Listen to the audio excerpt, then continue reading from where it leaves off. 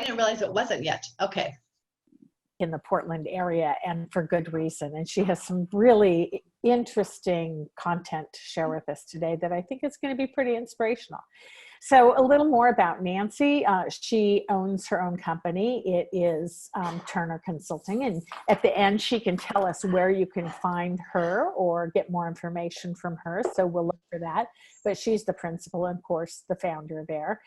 Prior to that, she's run big operations. In fact, she was the global director of talent management at Nike, but also in addition to that, one of her previous roles was to do a company-wide restructure for all of Asia Pacific. So as I said, if we're talking about someone who leads a lot of people, she's done a lot of that and working with leaders who lead a lot of people. She's also a great strategic thinker, and I think we're going to see that come through this webinar. So as if the chocolate cardamom cake isn't enough, I'd like to introduce you to Nancy Turner, and I know we're going to have a great half an hour with Nancy. So welcome. Thank you so much, Sue. It's my pleasure to be here to talk about the topic that is really important to me around conscious leader impact. I just have been doing a lot of thinking the last couple of years about what it means to be a conscious leader. And then when you think about that in terms of our impact on others and impact on our teams and on the world, this is a topic that's pretty near and dear to my heart. As we talk about leaders, in the context of this 30 minutes we're spending together, and just as how I'm looking at leadership, is leader does not equal manager. And it is how we show up in the world every day around the impact that we want to have. So that's the premise that we're looking at and thinking of when we think about leader. Not everyone is a decision maker or a manager. So we don't want to look at leaders from that perspective, but everyone is and can be a leader when they choose to be. So this is about choice and not about sitting back when it's your turn to step up to be a leader. The most conscious leaders are the ones who are aware of their impact on others. And that's what we're going to pay attention to and talk about in the next little bit of time. I love this quote. In fact, Sue and I were just talking about this quote by John Quincy Adams. It's too bad it wasn't from Abigail, his wife, but that's okay. We'll love it anyway. If your actions inspire others to dream more, to learn more, to do more, to become more, you are a leader. So thinking about that, think about people who have helped you to dream more, to learn more, to become more. Who has had the greatest impact on you? And we're going to do a poll, and the poll is going to come up, and we're going to ask you to share with us, who do you think has had the greatest impact? So spend a second thinking about that and then answer the question on the poll. Now, if you do end up choosing other on the poll, we would love to hear from you who that other is. It'll be great to kind of gather all of this information and have it to feed back to Nancy to kind of talk about as we go through this. Nancy, who's had the most impact on you? Oh gosh, my mom for one, and my dad too, actually in different ways. My parents clearly had a big impact on me. And I have some really good friends that I would say also make my world better because of that. So a team, you've got a team. I have a team, I have a tribe. I'm very lucky. Good. Are people voting, Lauren? They are. We're getting a wide variety of answers. That's good. Yeah, I can't wait to see what. That's good. So for those of you who are joining in, we'll be using poll. We'll be using your chat box today as well. And when we ask for chat, you can just type in your responses. We'll be also making some of you live so we can hear questions. In fact, when we get to other at the end of this poll, I think Nancy might want to hear what some of the other category encompasses.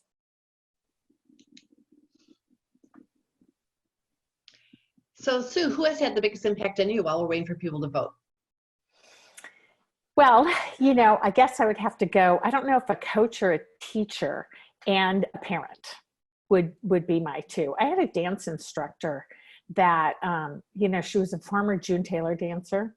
And, all through my youth, from the time I was probably 6 years old to 10 years old, or excuse me, 18 years old. And she had a huge impact on me, Nancy. One of the things that she made us do, every summer we would dance all over the state. And of course, we had sequins and feathers and costumes. And between dances, sometimes people couldn't get their costumes changed. So she would grab the person that was at arm's reach and say, get on stage, I'm putting some music on, make something up as you go. And we'd have to jump up there on stage and, do all of these things. And in reflection, 20 years later, of course, I realized that she made us think on our feet. And it was one of the best skills that I could have learned for business, because you have to think on your feet all the time. And it was that constant training of like, get up and go. Yeah, good. That's a great story, Sue. Thank you. Lauren, how are we doing on the poll? Are we ready? So I think we are ready. I will go ahead and share the results with everyone. Thank you. Oh, look at that. Okay, so clearly parents have a lot of impact, which makes sense since you live with them most of your life, and friends are second. That's interesting. We have a small majority or a small percentage that says other. We'd love to hear what you think. Who was the other that showed up? Yeah, let's go ahead and make you guys live. We'd love to hear your responses. Anybody want to speak up? That might mean no. You can also write something in the chat box if you don't want to speak up. You can definitely let us see it. All right, we don't hear anybody, so the others are going to have to go unknown. It's going to be the big question for the rest of this half hour. Well, as we're thinking about that, the other, I'd like to just interject that it's not always a big, large-scale impact, the one that Sue described that changed her life. It's what about everyday life? It's the person who smiles at you these days above their mask. It's the person who goes to the other side of the street when you're walking to make sure you have the 6 feet distance. Or it could be the person at the grocery store who doesn't maintain the 6 feet distance, or they cut you off with their cart, or they cut you off their car. It could be the person who cancels your one-on-ones at the last minute, or cuts you off and talks over you in meetings. This is all impact, isn't it? It all affects the way you feel you can show up or not show up. It could be the person who invites you to join them for a Netflix movie over Zoom, or as my good friend Lori does, invite me to exercise with her over Zoom. That has impact on a friendship. It's the big and little things. And so the question is, how conscious are you about the impact that you're having on others? Are you asleep at the wheel, so to speak, or are you coasting through the days, or are you present and really thinking about that every day in many, many ways you are having impact on others? So I'd like to share with you some leadership traits or traits of leaders who are aware of their impact on others. So one is that it's somebody who involves others in decision-making, in problem solving, in collaboration, in deciding restaurants to go to. When we get to do that again, that will be a while. They are not the one who has to have the right answer and do everything themselves. They're the champions of hope. And these are the leaders we see today that are stepping forward, that are saying, you know what, life is not ideal right now and it's going to be a while, but you know what, it's going to get better. And I'm here to help offer that hope. And what we see on both sides of this is those leaders who are not doing that and the leaders who are stepping in to help raise hope for others. Leaders who have a strong sense of self-worth. And I'm not talking about conceit. I'm talking about an understanding that if I know my impact on the world, then I am going to be able to make a better place and have a better impact on other people. Leaders who value the gift of contrarians. I love this word contrarian. It's the people who are ornery and who disagree. And leaders who know their impact say, bring it on, let's talk about that. And then the final one I have in here is that has self-awareness or emotional intelligence. And we're going to talk a little bit more about that to give you a little bit more understanding. Now, the amount of time I'm going to spend on the slide about emotional intelligence is hardly any. There are people like my friend Tracy Adams who has a PhD in emotional intelligence. So there's a lot more work you can look at on this. But when we're thinking about impact and the power of impact, it starts with a self-awareness of understanding who am I and how am I showing up right now? So when we have that self-awareness, then I can have self-regulation, meaning if I'm feeling like all like amped up and energized, and that's not healthy for the situation I'm in, I can do some self-regulation. I can adapt for the other person. And once I can do that, then I can understand where you are, and I can have some social awareness around where you are, and then from that I can build our relationship. So it all starts with understanding, how am I showing up today? Am I creating anxiety, or am I creating calmness, or am I creating a sense of where people can be successful and be themselves? Often we see these behaviors show up: criticism or blame or contempt, defensiveness, stonewalling.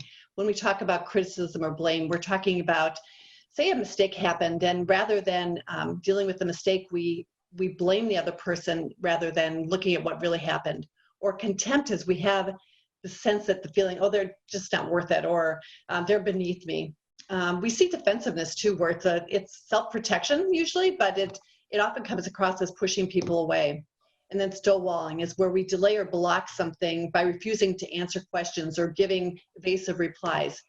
These things are all toxic. We call them toxins because there is nothing that good comes from them. So if you think about when this has happened to you or what impact this has had on you, if you think about somebody who stonewalls you, it's so frustrating and nothing gets done other than this toxic environment begins to be created.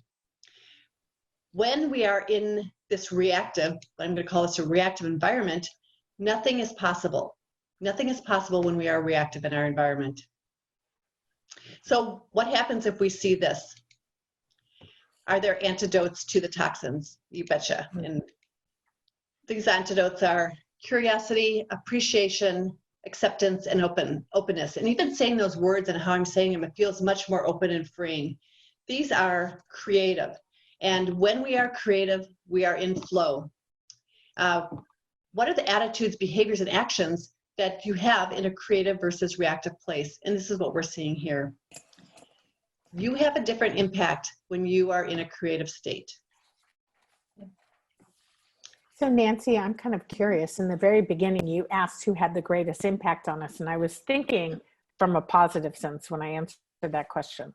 But I could just as easily answer from a negative sense, because one of the people that had the greatest impact on me is the manager I don't want to be like, the person I don't want to be known as. Yes. And now when you get to this slide and I look at all of the gray circles on the top, you know, she was toxic. It was a toxic time, a toxic environment. And I wonder in the chat if other people have, you know, worked in toxic environments, or, you know, if you guys have all had that experience. I'd love to hear.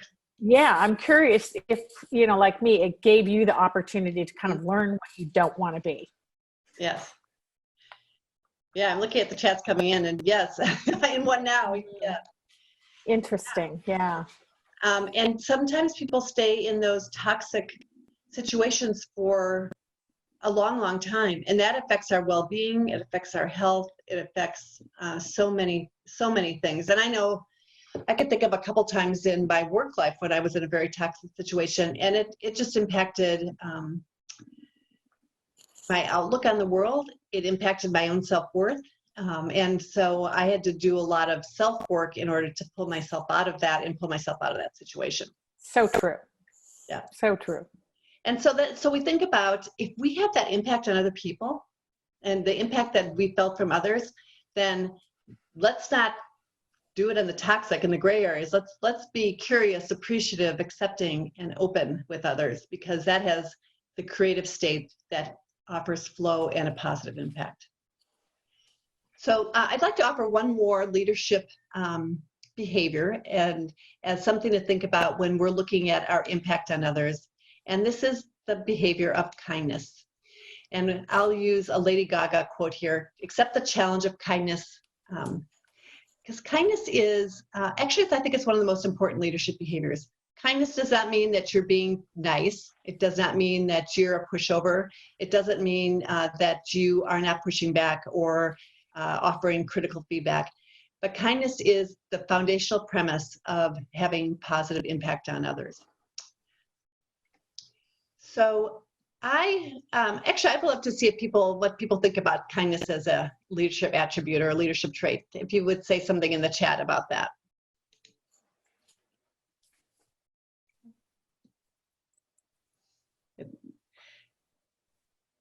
Yeah, see, we're seeing people say that they find that as well. And it's just something actually that we don't often think about. We think of kindness as being something that our parents do or that our grandparents do. So Here's a nice one. I've heard it described as giving people grace. And she says it's 1000% so important. Yeah. So when we think of our impact, what we're talking about right now is behaviors and kind of doing things. I'd like to offer a different perspective on impact and on how we can influence emotions. So there was a study done in the 1990s by Dr. Maruso Emoto in Japan, and he performed a series of experiments on water. And he observed the physical effect of words, prayers, music, the environment, and the crystalline structure of water. And he did this through magnetic resonance analysis and high-speed photographs. So this is a little bit out there. Sue shared this with me, but I just want you to stick with me for a minute about this because I think it's really interesting. So when we look at positive emotions, and if in Dr. Emoto's research, he put water in different jars and vials, and in some cases he just taped emotion on the label. Other cases he had actually people there who felt the emotion and then looked at the molecular structure of the water after it happened. He did one experiment with some kindergarten kids that had the same results. So in this experiment, this is what water looked like under the camera for love and gratitude, when love and gratitude was intended toward it. This is what peace looked like. They're pretty beautiful. They almost look like diamonds, actually. So when we think that's so beautiful, let's look at what might happen on the negative side. And when water is exposed to fearful or discordant emotions and the unpleasant physical molecular formations, hard to say that word, this is what evil looked like when the intention of evil was put on the water. And this is what contempt looked like. So if you look at this, it looks like sludge and goo and ooh.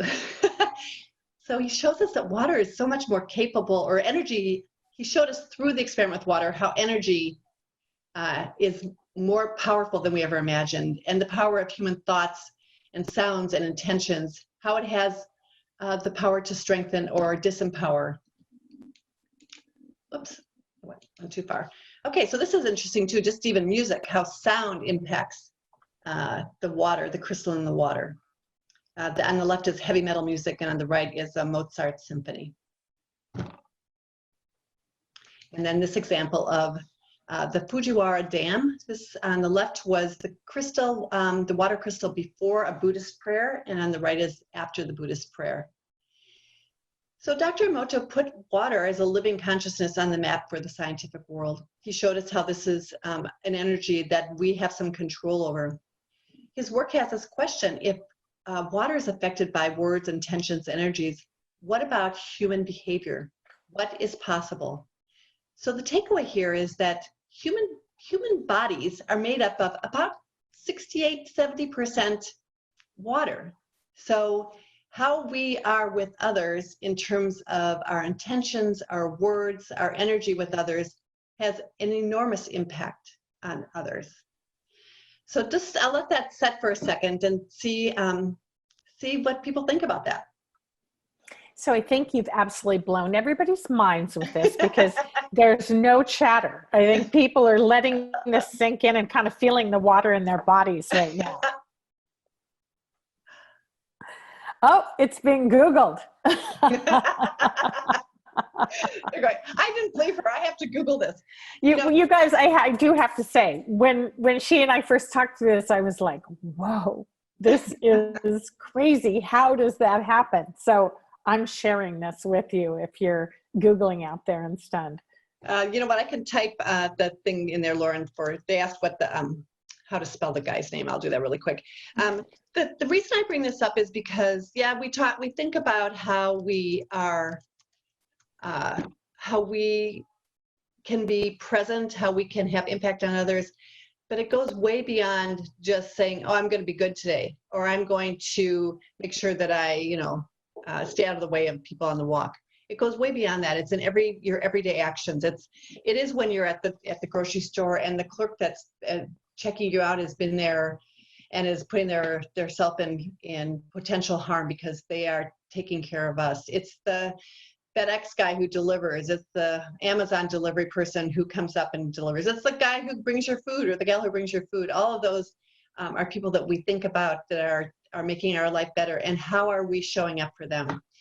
So in a pivot to think about what do we do to help just manage all of this, the word I would use is pause and just be present. And if any of you were at the morning work meeting last week with Brittany about mindfulness, that is one great way to become present and become mindful. The other is just take a breath. And this breath is fertilizer for the brain, it's fertilizer for your body, it's fertilizer for your impact. So let me ask you, how many of you are using the breathing function on your Apple Watch? Anybody use that? You can put it in the chat. Maybe people could tell us how they use that. The other thing I would love to hear from you is, do you have any other ways that you become centered or become present that you use breathing, like belly breath, or there's a breathing technique that I use sometimes called 4-7-8 breath, if you've heard of that. Or my niece, who's a school psychologist, in the schools, they use square breathing with the kids. It's all a way to help you come back and be present, because what happens is when our brain gets hijacked by all the events around us, we forget that we are having an impact on the environment around us. So I'm curious, Lauren, what are people saying about that? So I hear that Fitbit has a similar function as the Apple Watch, exercise, a few different things here, setting daily reminders, hourly reminders. Great. I'm also curious if anybody has other ways that they think about their impact on others, on their community, on the world around them. I'd love to hear those in the chat, or if you want to open it up, Sue, we can do that too. I will just say that I think there's no doubt you can feel, we haven't used this language around it over the course of maybe the last 20 years of leadership, but you can feel other people's presence. You can feel people's tension. You can feel how their water looks right now. Mm-hmm. And it kind of brings a whole new meaning to meeting someone at the water fountain, Yeah. Honestly, though, you can feel the room. Because when somebody is really angry, you can almost see the dark murkiness of their energy, and that's the water in their system, I guess. Yeah. So as we started out, we were talking about leader does not equal manager.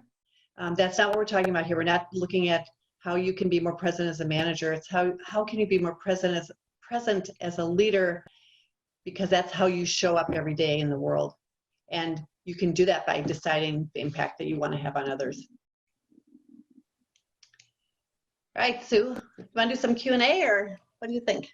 Absolutely. So I don't know how much you know more about this water thing, but when it was being studied and the results of it, I'm just curious, and we'll hear questions from the audience for sure, because now is the time for all of you to jump in and ask.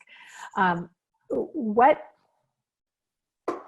did he say about this change? How do the molecules get changed? And, what was the ultimate, I guess, thing he drew from this? What was the learning that he was sharing besides the obvious? That's a great question. The ultimate thing he drew from it is that we have much more impact than we know, because it's not just that we show up and, oh, good, I'm at a meeting and see you later. It's that we have this energy that goes beyond just sitting here, and it's our intentions that we put out, it's our emotions that we put out, and those all impact the water, and therefore we can make the correlation that if it's impacting water, then it's impacting our human bodies as well. Mm-hmm. And I'm also curious about your differentiation between manager and leader, because I think people get confused between those a lot. Can you talk a little more about how you see those different roles functioning in the... I think that manager to me is a business term. It is in the work environment where you're responsible for the work that gets done by others if you're a manager. Mm-hmm. And managers are often leaders, or should be leaders as well. But leaders is anybody who shows up and wants to make a difference or to be part of the world around them. Sometimes if you're in a leadership position, it doesn't mean that you're in charge. It could be in the situation that you are from behind. You are helping others to shine as in the work that they're doing or the quest that they're on.